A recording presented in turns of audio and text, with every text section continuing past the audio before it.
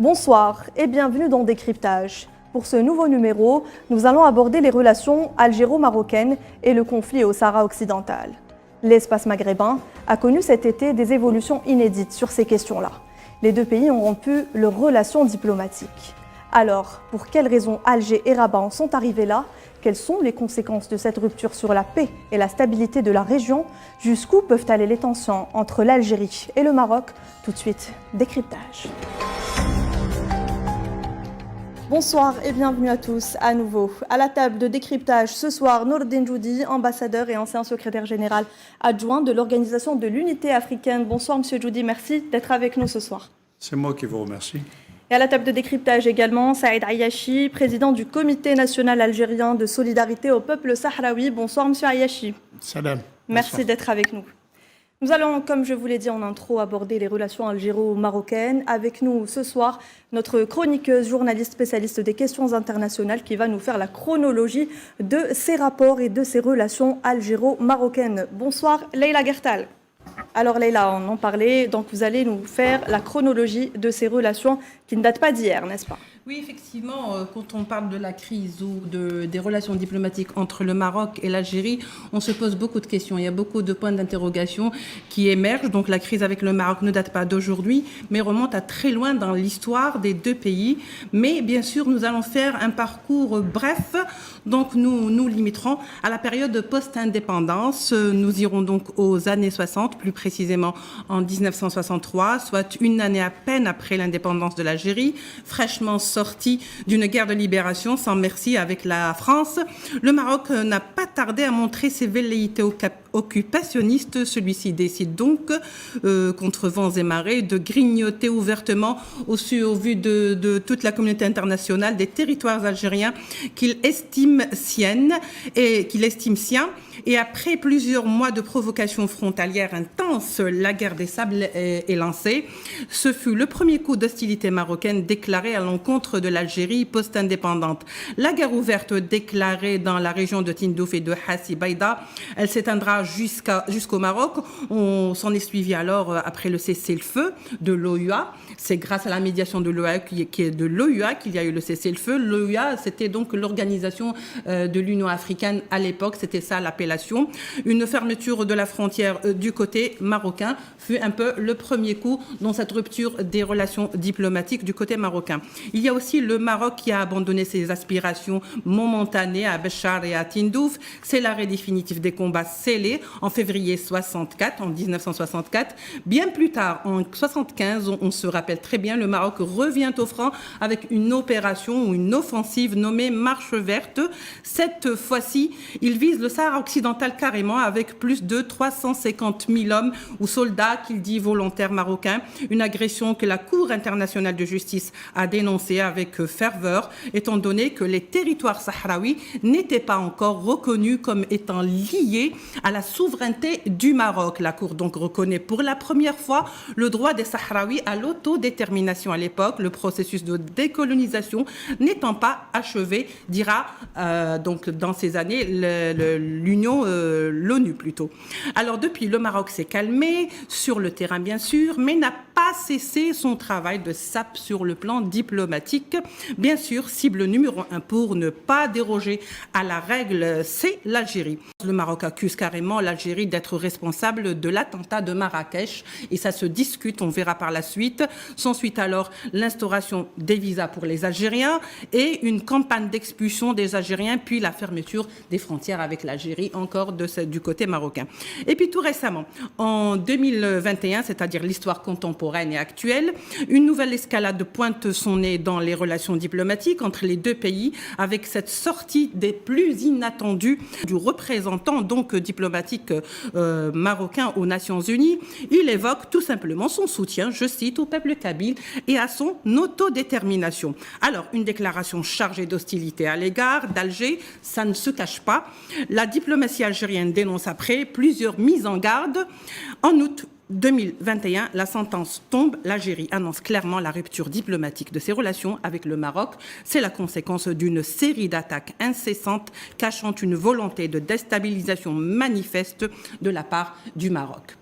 Voilà. Donc Nabila, c'est un parcours assez bref, je dirais exhaustif, car sur la liste des hostilités marocaines à l'encontre de l'Algérie, eh ben, je vous assure qu'il y a des dates, il y en a beaucoup. Merci beaucoup, Leïla Gertal, spécialiste des questions internationales, pour cette chronologie. Merci. Et on commence tout de suite ce débat avec vous, Monsieur Djoudi. On vous a présenté, donc vous connaissez bien le Maroc. On a parlé donc de cette chronologie, de la guerre des sables jusqu'à la rupture des relations diplomatiques. Et on va parler de ce traçage des frontières. C'est l'une des frontières les plus hermétiques, celle qui sépare l'Algérie et le Maroc depuis bientôt 30 ans, Monsieur Djoudi. Écoutez, je voudrais d'abord faire 2 remarques préalables.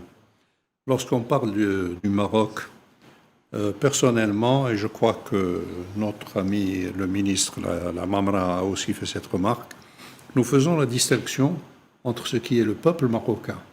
C'est un peuple que l'on respecte, c'est un peuple qui nous a soutenus pendant la guerre de libération, d'un côté, et de l'autre côté, le Marzen, qui, à mon sens, représente très peu ce que le peuple pense, pour ne pas dire que pratiquement le peuple lui-même est victime de la politique actuelle du Marzen. Ceci dit, ce qui se passe dans les revendications marocaines sur le territoire algérien, ce n'est pas quelque chose de nouveau, ce n'est pas actuel. C'est tout simplement la continuation d'une très longue tradition chez les différents souverains marocains, les différents sultans, qui ont toujours eu cette politique d'expansion. Je citerai par exemple le fait que déjà au XVIe siècle, en 1591 pour être précis, le sultan du Maroc, qui s'appelait Mohamed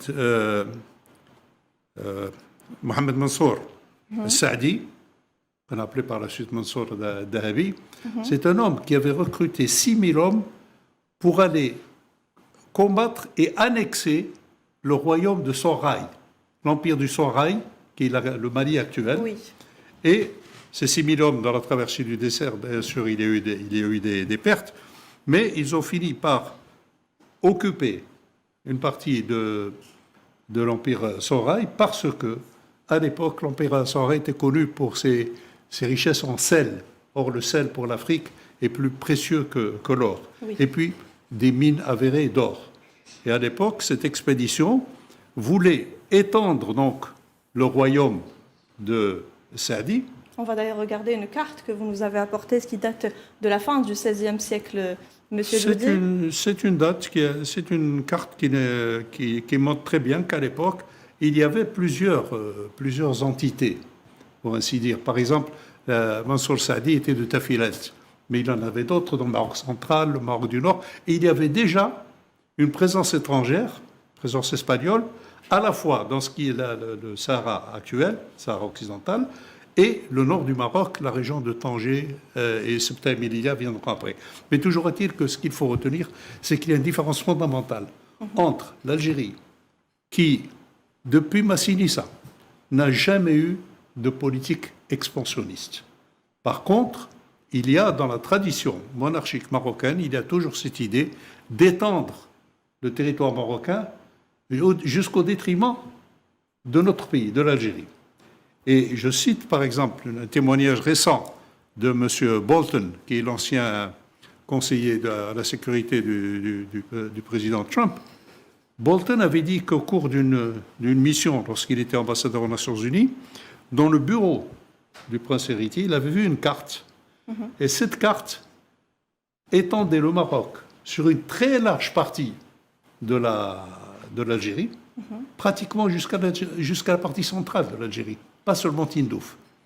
Et sans parler évidemment du sud, et je rappellerai à cet égard que si le roi Hassan II avait été signataire de la charte de l'OUA, il avait fait des réserves sur la Mauritanie qu'il considérait comme étant le Maroc historique qui s'étendait jusqu'au fleuve Sénégal. Donc c'est sur ce fond qu'il faut comprendre l'agression en 1963, donc l'attaque, ce qu'on appelait la guerre des sables. Oui. Je ne parlerai pas de ce qui s'est passé pendant la guerre de libération, où on a même essayé de faire des pressions sur le président Farhat Abbas, rahimahullah, pour essayer de lui faire signer un document reconnaissant la marocanité de Tindouf. Et évidemment, le président Farah Abbas les a envoyés sur les roses.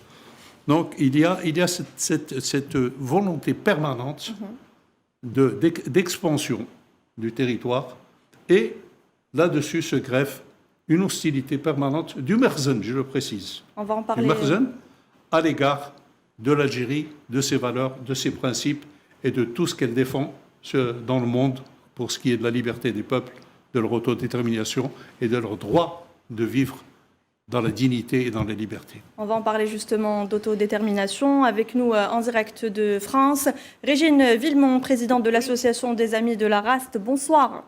Bonsoir. Alors, Régine Villemont, à défaut de faire valoir ses droits sur le Sahara occidental, le Maroc se tourne vers l'entité sioniste, vers les États-Unis ou encore la France, aussi pour tenter de jouer le rôle de perturbateur dans la sous-région. Agit-il de son plein gré ou serait-ce donc la solde de certaines puissances, Madame Villemont?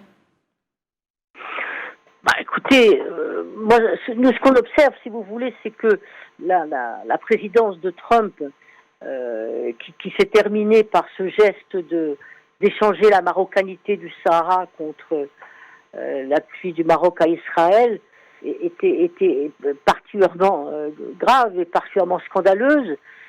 Et moi, j'ai le sentiment, si vous voulez, que ça a davantage, actuellement, ça dessert davantage le Maroc que ça ne l'a servi. Ça a fait croire au Maroc que tout était arrivé, que ça y est, ils avaient enfin gagné depuis 45 ans ce qui réclame leur souveraineté au Sahara occidental. Ils l'avaient gagné grâce à ce Trump, et ça les a entraînés à faire beaucoup de bêtises. Alors, est-ce que la France a joué un rôle dans cette affaire-là? Peut-être, je n'en sais rien. Nous, ce qu'on sait, si vous voulez, c'est que la France, quels que soient les gouvernements en place, malheureusement, ont toujours privilégié l'allié marocain, ont toujours privilégié les intérêts financiers, économiques qu'ils peuvent avoir au Maroc. On a aussi affronté en France un lobby marocain dans les mondes culturels, dans les mondes économiques, qui est extrêmement puissant. Et donc, bon, est-ce que la France a joué un rôle? Je ne pense pas, avec la décision de Trump. En tout cas, elle joue un rôle au Conseil de sécurité pour conforter la position marocaine, c'est évident. Très bien. Monsieur Ayachi, vous voulez peut-être intervenir sur la même question? Restez avec nous, Madame Villemont. Oui. Certainement. Je voudrais juste compléter avec la permission de mon aîné, l'ambassadeur Judy. C'est que tout simplement, après les références historiques tout à fait importantes pour comprendre l'actualité, il y a cette carte du Maroc qui est dans les manuels scolaires. Oui. Et qui est, dont la promotion est faite par un parti politique officiel, l'Istiqlal en l'occurrence, et qui précisément veut faire valoir ses prétentions expansionnistes du régime marocain. Quant à votre question, pour moi, il ne fait aucun doute qu'aujourd'hui, et les Sahraouis le disent à haute et intelligible voix, la France est devenue le problème dans la résolution du conflit du Sahara occidental. La France, par un soutien aveugle, un soutien injustifié, va à l'encontre du droit international.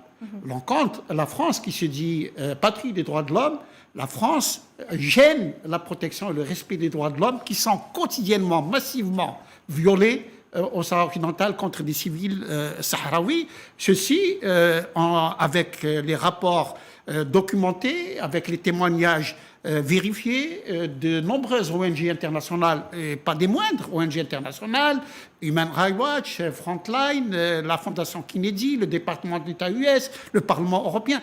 Tous les jours, il y a violation des droits, des droits de l'homme au Sahara occidental. J'en veux pour preuve qu'à ce moment même, aujourd'hui, depuis 11 mois, la militante Sultana Khaya, sa sœur et sa famille vivent un calvaire innommable dans leur appartement à Boujdour, au vu et au su de la communauté internationale. La question qui nous interpelle aujourd'hui, c'est pourquoi la France protège le Maroc en refusant d'élargir le mandat de la MINURSO à la protection et au respect des droits de l'homme, ce qui permettrait quand même aux civils sahraouis d'être occupés, mais sans violation des droits de l'homme. Deuxièmement, ce qui est important, c'est pourquoi aujourd'hui il n'y a aucun rappel à l'ordre, il n'y a aucune sanction contre le Maroc dans ces violation des droits de l'homme. Et troisièmement, maintenant qu'il y a un poison qui s'appelle Israël, qui est installé dans la région, cela menace la paix, la sécurité, la stabilité, et surtout, bien entendu, ne croit faire conforter le Maroc dans ses prétentions d'annexion du Sahara occidental. Alors, Madame Villemont, si vous êtes toujours avec nous.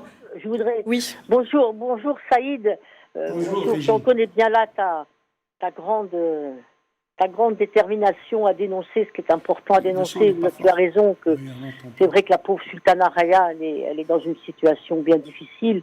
Nous pensons aussi, nous, aux prisonniers politiques sahraouis qui sont dans les prisons marocaines, qui sont très loin de leur famille. Nous avons l'écho régulièrement par la femme de l'un d'eux, Nama Asfari et Claude. Et c'est vrai qu'ils sont aussi dans des situations vraiment bien difficiles.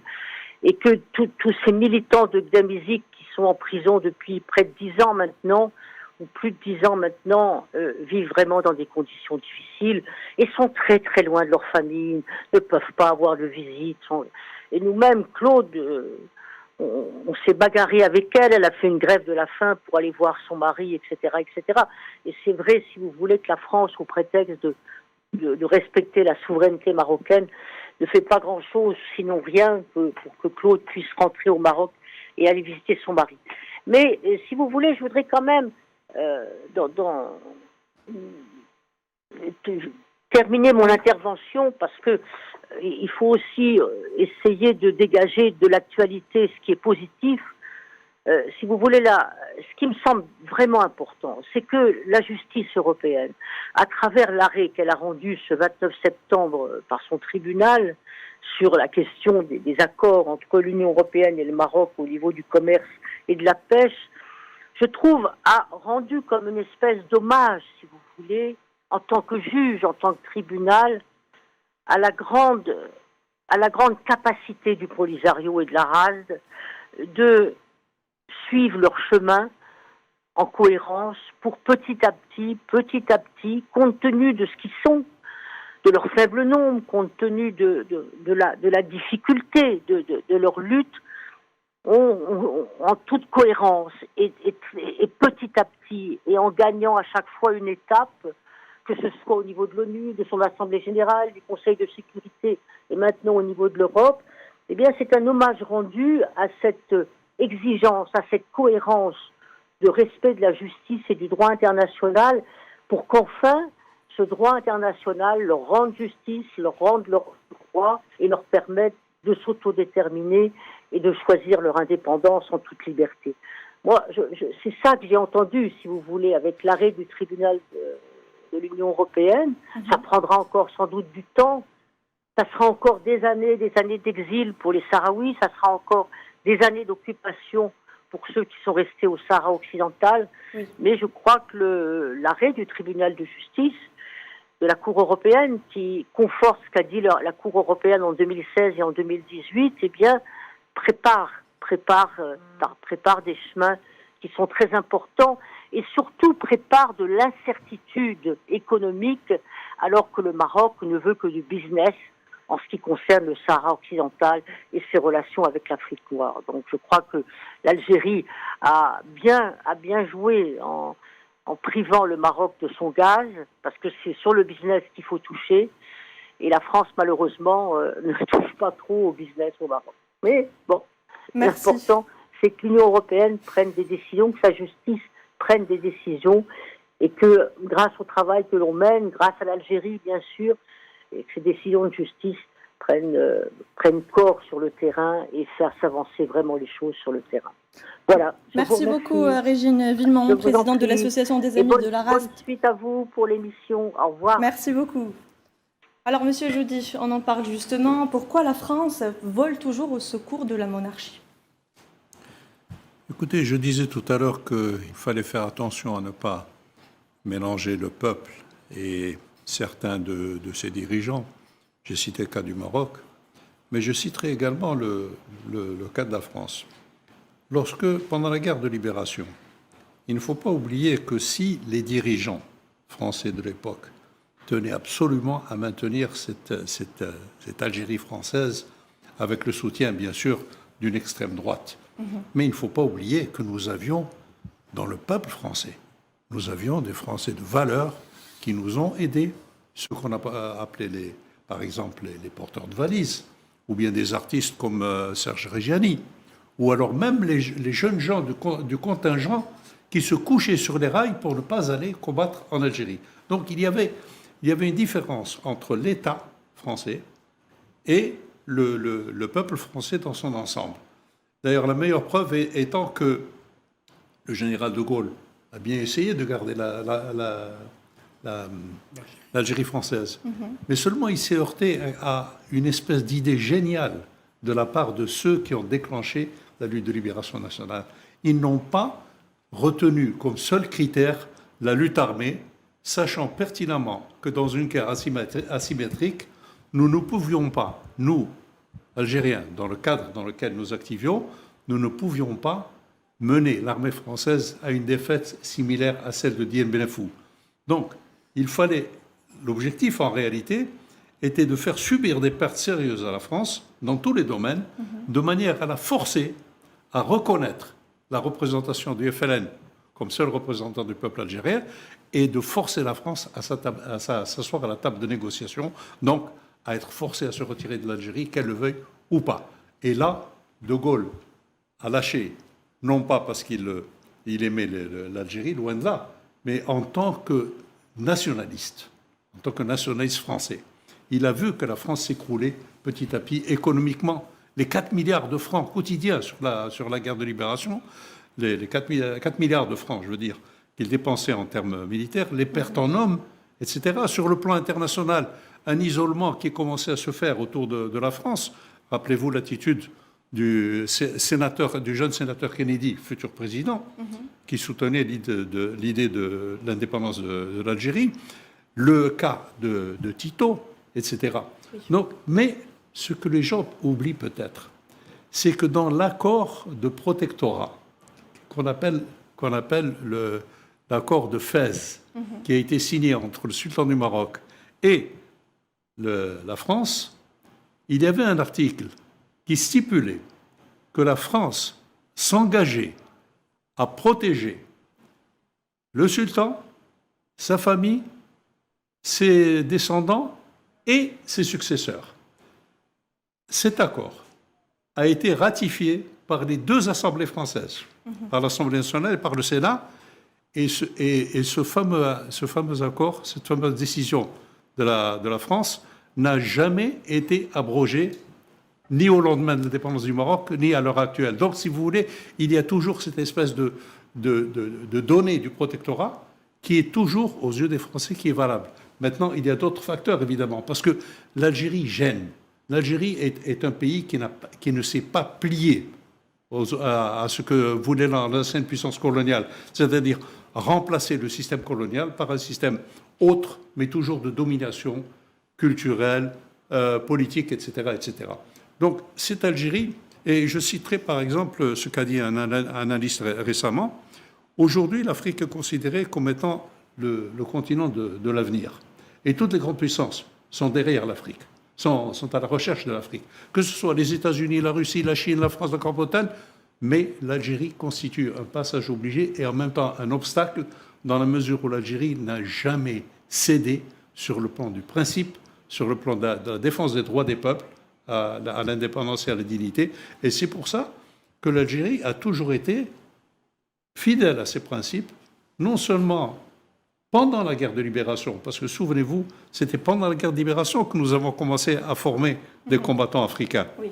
Et que la révolution algérienne ne s'est pas arrêtée en juin 1962, elle continue toujours. C'est une révolution qui est toujours permanente. Elle a créé un engouement et une prise de conscience au niveau de tout le continent africain et jusqu'à d'autres possessions loin de l'Afrique, comme par exemple Timor de l'Est, qui était colonisé par un pays ami, l'Indonésie, et que l'Algérie a soutenu sur les mêmes principes, quelle que soit l'amitié que nous avions avec l'Indonésie, aussi bien que le Belize. Donc il y a ces principes qui gênent et qui sont soutenus constamment par la France actuellement, qui continue à être une espèce de parrain. Et lorsque je dis la France, je dis bien le gouvernement français. Et qui ferait bien de faire très attention, parce qu'actuellement, Israël, l'entité sioniste, est en train, très doucement, en train de se substituer aux Français. Un jour, les Français se réveilleront comme de mauvais cauchemars en voyant l'entité sioniste les remplacer comme protectorat et essayer de s'infiltrer partout en Afrique. Très bien, Monsieur Joudi. Maintenant, je vous pose la question à vous. Monsieur Ayashi, aujourd'hui, l'entité sioniste est à nos frontières. Est-ce que cela représente un danger pour la paix, la sécurité, la stabilité de la région?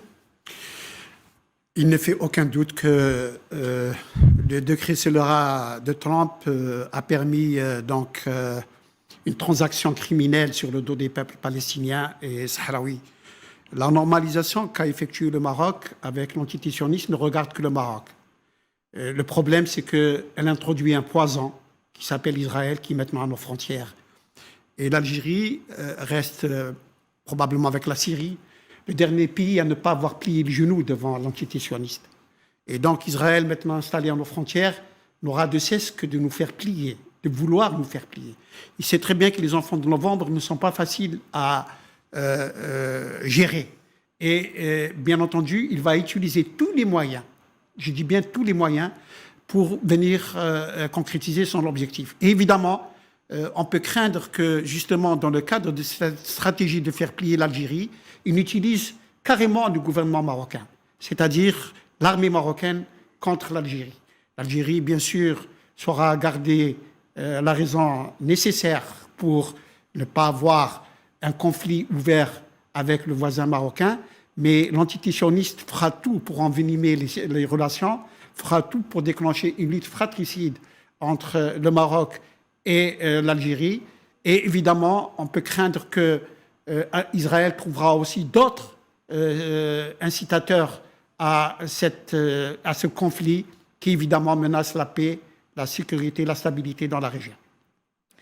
Et Monsieur Joudi, vous êtes donc spécialiste de l'Afrique, vous avez travaillé sur, pour et en Afrique. Donc quelle pourrait être la contribution de l'Union africaine dans la résolution du conflit du Sahara occidental? Écoutez, je ne suis pas un spécialiste de l'Afrique, je suis un militant de l'Afrique, ce qui est quelque peu différent. Non, je crois que si l'on relit la charte de l'OUA ou que l'on relit la charte de l'Union africaine, l'Union africaine est tenue par un certain nombre d'engagements.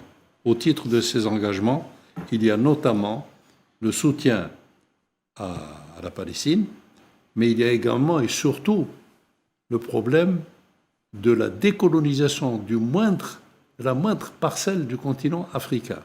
Et dans la grande sagesse à l'époque, à la constitution de l'OUA, il a été inscrit le principe de l'intangibilité des frontières héritées de... Pourquoi ? Parce qu'il n'y a pas que simplement le problème de frontière entre l'Algérie et le Maroc. Si la porte était ouverte aux revendications frontalières, vous aurez d'innombrables conflits en Afrique. Entre, par exemple, le Cameroun et le Nigeria, entre le Nigeria et le Bénin, entre le Ghana et la Côte d'Ivoire, entre le Mali et le Burkina Faso, etc., etc. Donc, on avait bien saisi à l'époque quel était l'enjeu pour l'Afrique de demain.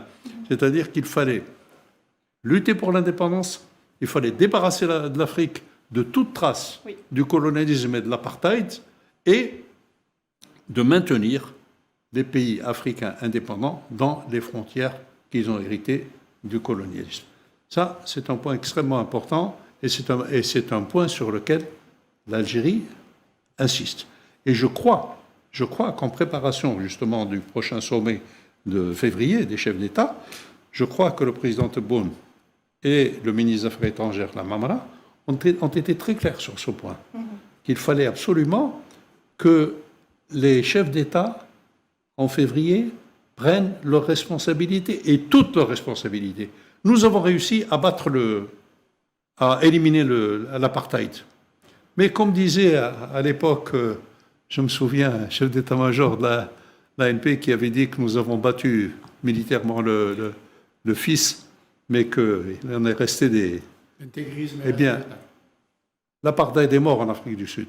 Mais par contre, l'apartheid vit et survit constamment en Israël.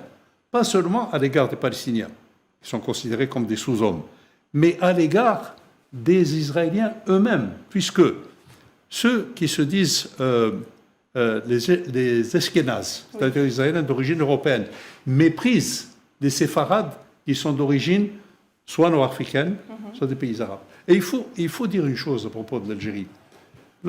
J'ai vécu au Maroc, notamment à Marrakech. Je sais qu'à Marrakech, il y avait un ghetto qu'on appelait le Mellah, avec des murs, des portes, etc. Donc il y avait cette espèce de cloisonnement. Alors que l'Algérie a été le seul pays, je dis bien le seul pays musulman et arabe qui a fait élire un juif comme maire. J'allais dire comme vous le savez, mais vous étiez né, même moi je n'étais pas né à cette époque-là. Mais à l'époque, tout le sud algérien était sous contrôle militaire. Oui. Et les autres, les civils, étaient sur les 3 départements français, entre guillemets, d'Oran, Alger et Constantine. Bon, qu'est-ce qui s'est passé à la Goîte pendant l'occupation française? Lorsque les militaires ont compris qu'il fallait quand même donner une petite image de respectabilité. Donc, il fallait une administration. Et les Français avaient décidé, à ce moment-là, de faire élire un maire français, donc un pied noir acquis à la cause du colonialisme. Tous les arches autour de la ville de la Goîte se sont réunis. Ils sont allés trouver un juif du nom de Lehlou, ils l'ont mis à Burnous et ils l'ont fait promener dans tous les souks. Vous voyez, lorsqu'on parle de l'antisémitisme, alors que l'Algérie a été un pays qui a toujours défendu toutes les religions, y compris la religion juive, puisque les juifs étaient partie de notre peuple. Nous avions des juifs berbères depuis des siècles et des siècles. C'est le fameux décret Crémieux qui a voulu absolument séparer les juifs des musulmans pour avoir un outil supplémentaire contre la masse majoritaire musulmane. Et c'est comme ça qu'ils ont voulu faire des juifs. D'ailleurs, il y a des juifs qui ont refusé. Ce Lehlou, qui a été maire, qui après avoir quitté l'Algérie est allé en France, eh bien à Paris, il s'est enfermé dans un appartement jusqu'à sa mort en disant qu'on m'a enfermé avec une petite plante d'appartement qui ne remplace pas mon palmier. Nous avons d'autres exemples. Genassia, un jeune juif de Ténès, à l'âge de 17 ans, qui a rejoint l'ALN et qui est mort dans le combat contre les paras, qui a été shahid. Alors, l'Algérie a tout donné la preuve que c'était un pays digne de l'héritage du prophète, Mohammed, et qu'ils n'ont jamais fait, ils ont toujours respecté les autres religions.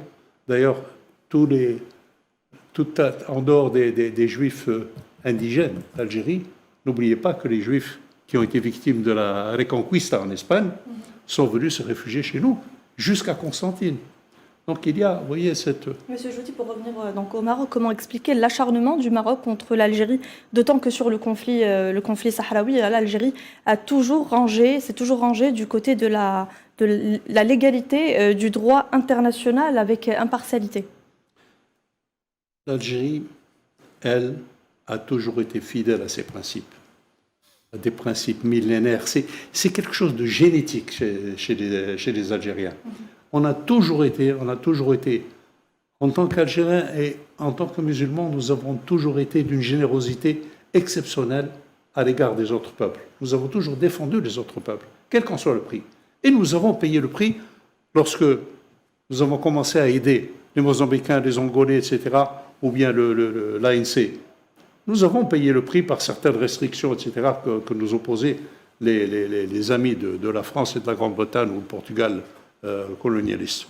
Alors, il y a ce principe qui est absolument auquel nous attachons une importance.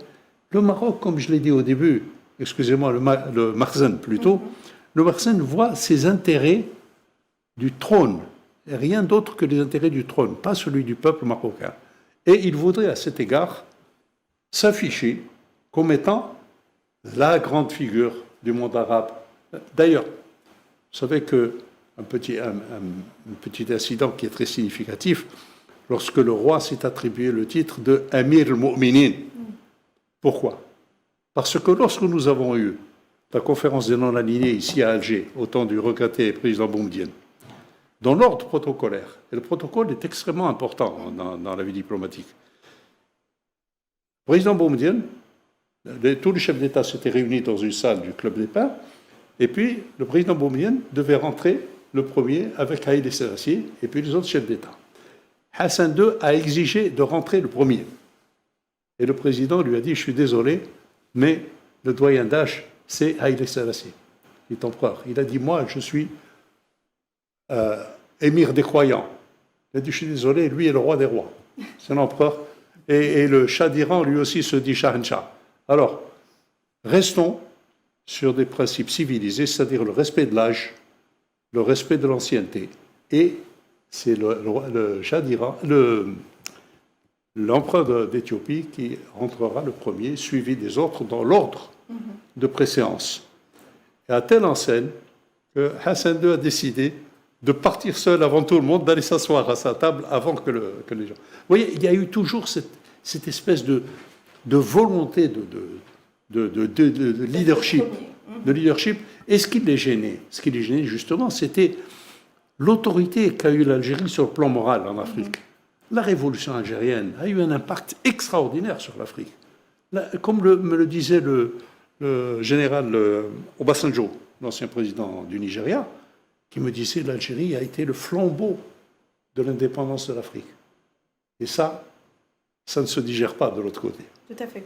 Alors, M. Ayachi, on a vu beaucoup, donc on en parlait, l'acharnement du Maroc concernant la soi-dite question de récupération de ces territoires au sud, donc du Sahara occidental, alors qu'on a vu très peu d'intérêt porté à la récupération, cette fois-ci réelle, de ces territoires occupés de la Ceuta et Melilla, enclave espagnole en plein territoire marocain et qui conserve toujours les noms arabes. Une politique à géométrie variable, M. Ayachi?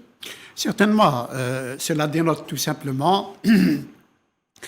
D'abord, d'un certain côté, l'irresponsabilité des dirigeants marocains quant à la conduite de leur politique internationale d'une part, et d'autre part, de leur façon d'apprécier le droit international. Les présides de Ceuta et Melilla et de l'île de Persil sont des enclaves espagnoles conclus dans un traité entre le Royaume du Maroc et l'Espagne. Et le Maroc respecte, comme par hasard, cet accord avec l'Espagne. Et jusqu'à maintenant, ces enclaves existent et sont des territoires. On dit que la frontière de l'Europe commence à Ceuta et Melilla, et pas après Gibraltar.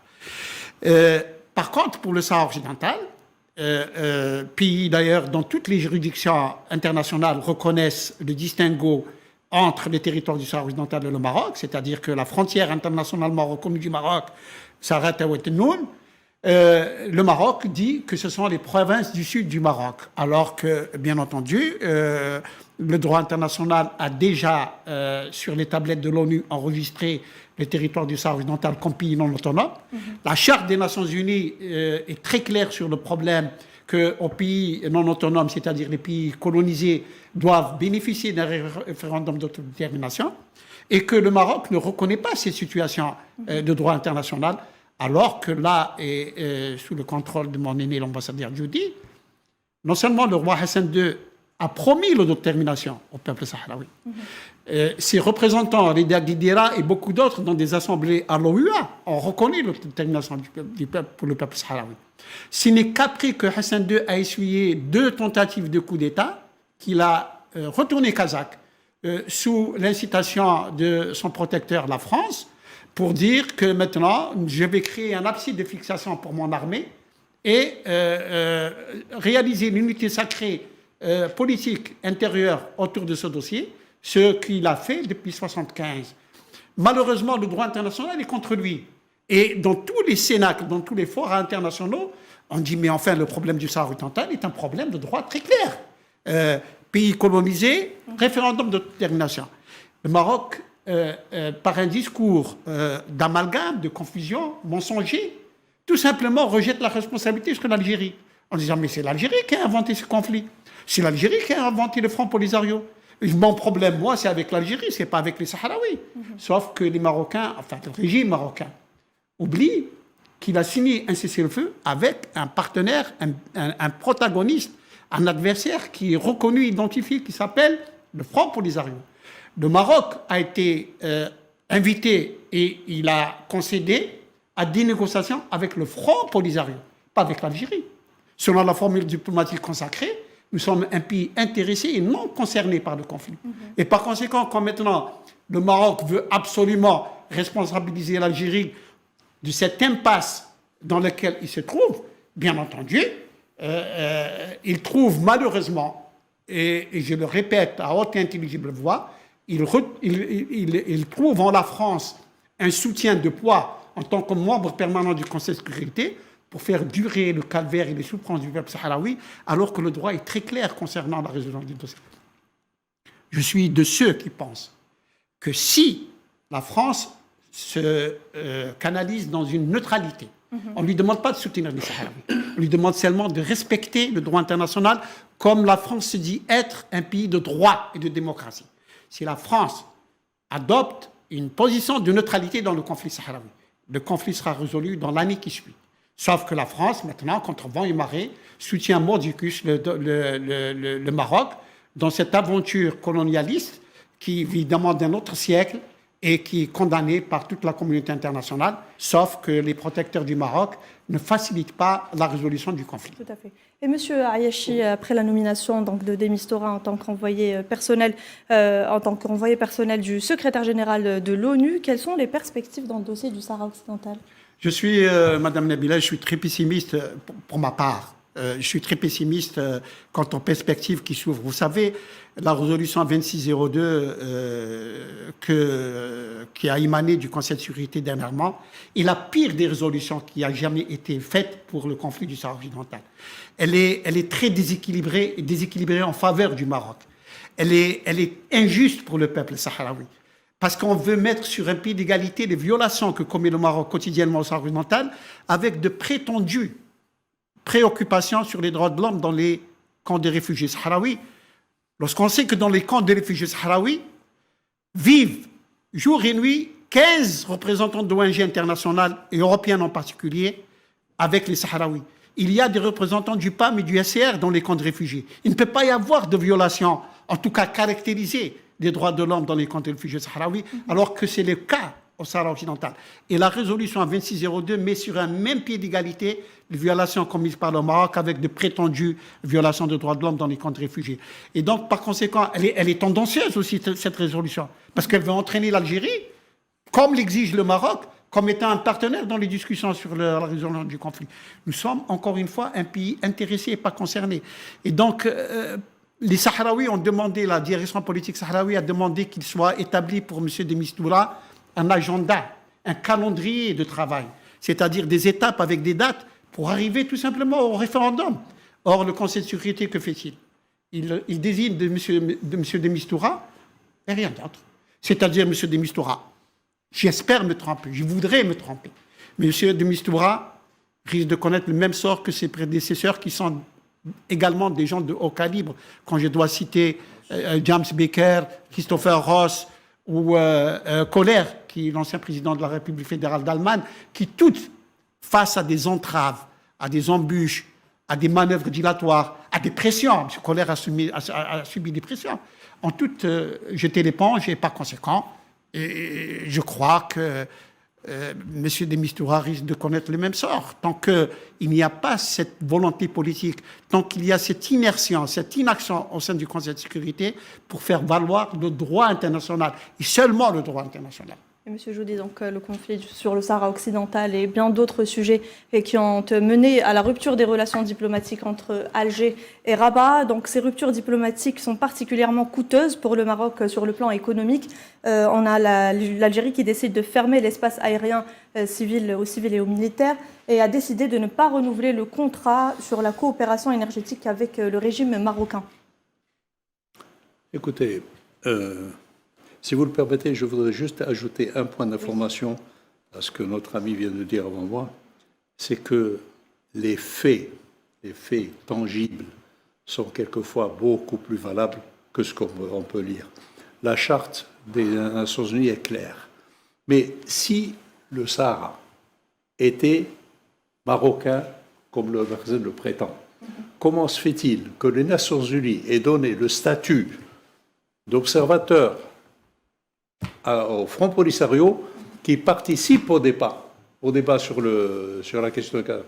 Comment se fait-il que la France, dont on dit que le gouvernement français, on dit qu'il perpétue le protectorat sur le Maroc, mais il n'empêche qu'il y a un bureau du Front Polisario à Paris.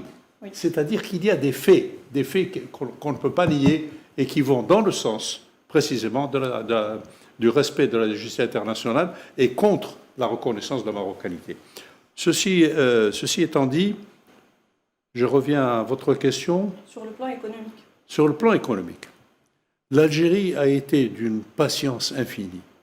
Je connais peu de pays qui auraient essayé, malgré toutes les provocations, malgré tout ce qui était inacceptable, de tenter de sauver ce qu'il y avait à sauver, c'est-à-dire les relations entre deux peuples qui partagent la même ethnie, la même religion, la même langue, etc.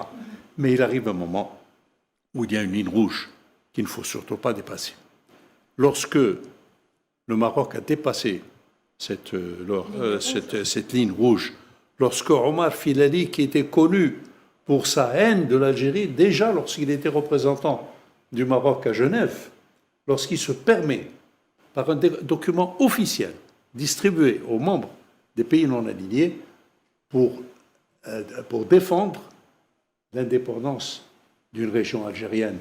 D'ailleurs, les Kabyles ont bien réagi, ils lui ont mis, comme on dit vulgairement, son nez dans son caca.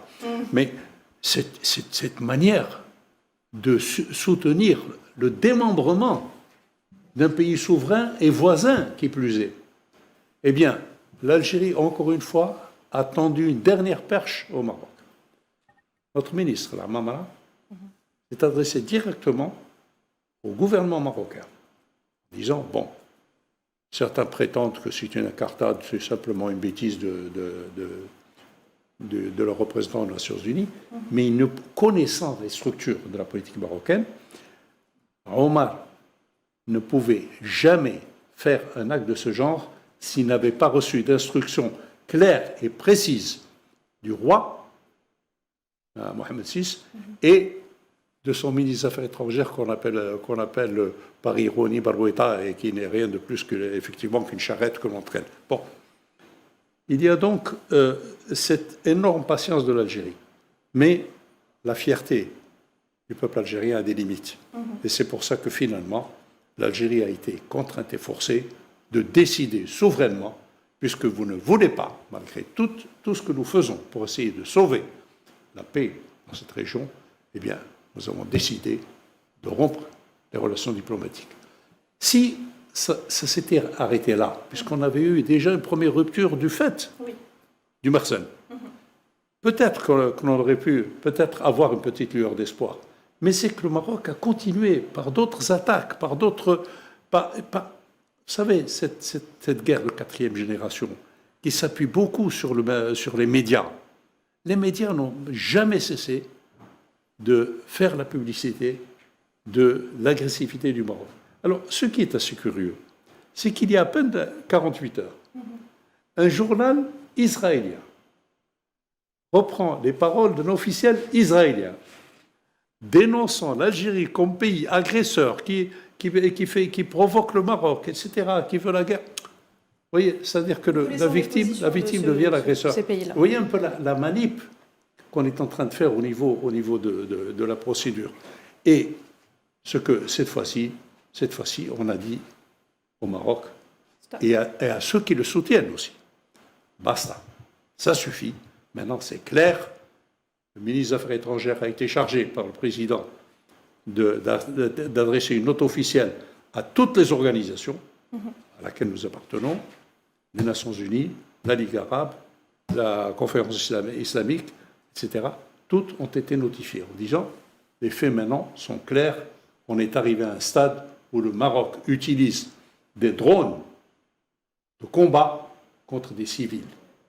Et assez curieusement, moi ça ne m'étonne pas du tout, c'est que je n'ai vu aucune chaîne de télévision, aucune radio française qui parle des 3 civils algériens assassinés par une attaque d'un engin de guerre.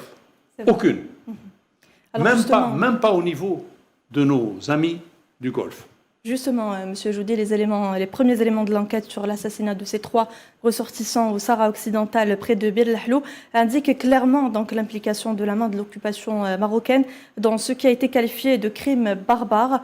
Face à un tel regain de tension, existe-t-il un risque que le conflit ouvre à un conflit ouvert entre les deux pays?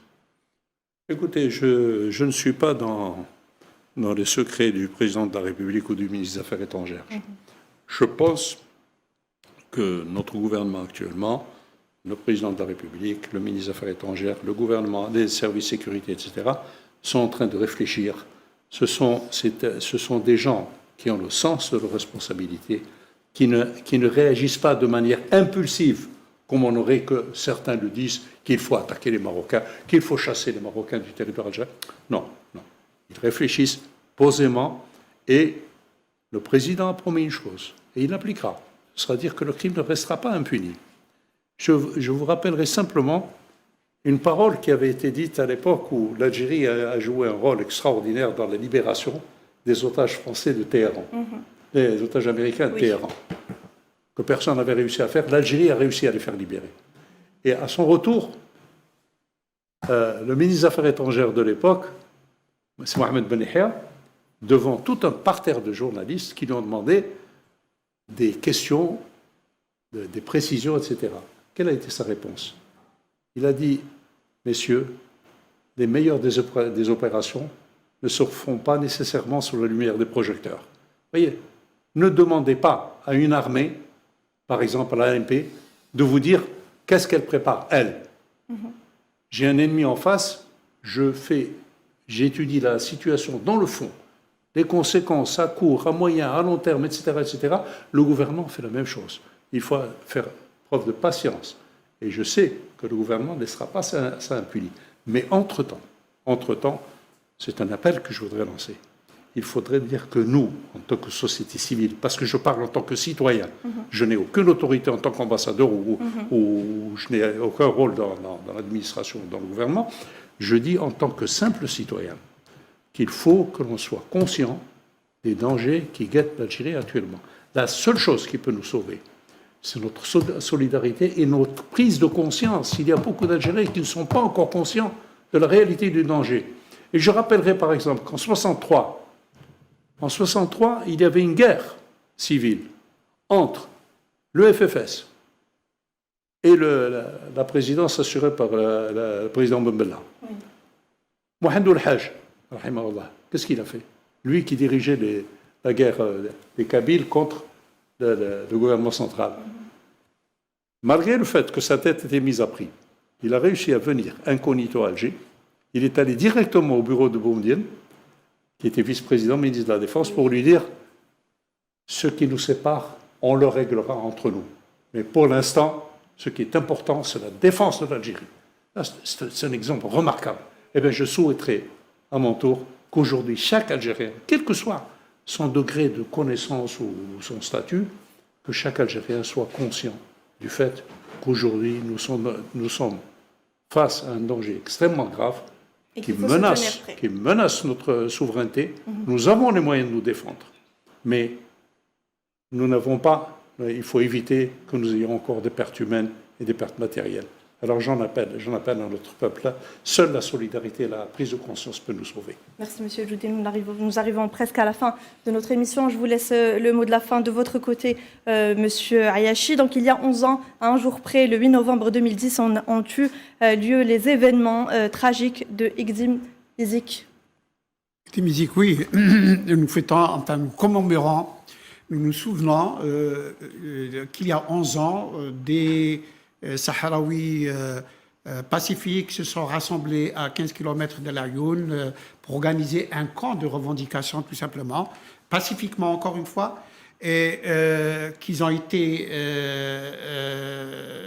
attaqués avec une brutalité, une sauvagerie inouïe de la part de l'administration marocaine d'occupation, occasionnant des morts, brûlant les tentes, des dizaines et des dizaines de blessés, et au final, 20 Sahraouis qui aujourd'hui encore croupissent dans les geôles marocaines, condamnés à 30 ans et à perpétuité pour avoir tout simplement revendiqué leur cause sahraoui. Donc la leçon à tirer, c'est un peuple qui résiste, et un peuple qui résiste, il reste invaincu. L'histoire n'a pas enregistré de peuples résistants qui ont été vaincus quand il s'agit de la dignité, de la liberté et de l'indépendance. Merci beaucoup, Monsieur Ayachi. Je rappelle que vous êtes président du Comité national algérien de solidarité au peuple sahraoui. Merci d'avoir été à la table de décryptage. C'est moi qui vous remercie. Monsieur Djoudi, je vous laisse très très rapidement le mot de la fin. Jusqu'où peuvent aller les tensions entre l'Algérie et le Maroc? Jusqu'où? Peuvent aller les tensions entre l'Algérie et le Maroc? Écoutez, tout dépend des acteurs de cette tension, notamment le Maroc. Si ceux qui soutiennent le Maroc n'attirent pas son attention sur la gravité de son comportement, s'ils continuent à le soutenir dans cette voie, c'est là où réside le grand danger. L'Algérie, pour sa part, bien qu'elle ait tous les moyens de répondre et de répondre avec une brutalité inouïe, l'Algérie se retient de tout acte qui pourrait mener à des actes irréversibles. Et je dirais que dans cet ordre, il ne faut pas oublier que les meilleurs experts militaires, américains entre autres, ont classifié l'Algérie comme étant une armée extrêmement puissante, une armée qui avait un matériel très performant, moderne, et qui avait surtout une formation extraordinaire. Et ils savent très bien que s'il n'y avait pas cette armée, nous aurions certainement été attaqués depuis longue date, mais aujourd'hui ils savent très bien que toute attaque contre l'Algérie se terminerait par une situation pire que l'Afghanistan, peut-être même pire que le Vietnam, parce que l'Algérie est un os qui est très difficile à digérer.